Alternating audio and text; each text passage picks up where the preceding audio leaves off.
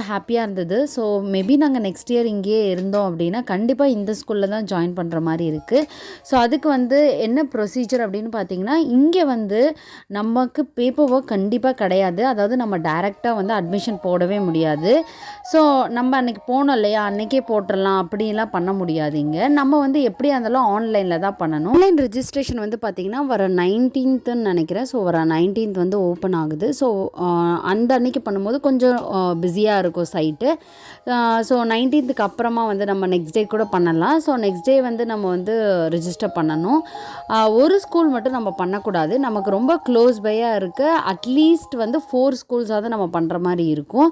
So அந்த 4 ஸ்கூலில் வந்து எங்களோட ஃபர்ஸ்ட் ப்ரிஃபரன்ஸ், அதாவது ப்ரிஃபரன்ஸ் கொடுக்கணும். நமக்கு வந்து ஃபர்ஸ்ட் பார்த்திங்கன்னா எங்களுக்கு மேத்யூஸ் தான்.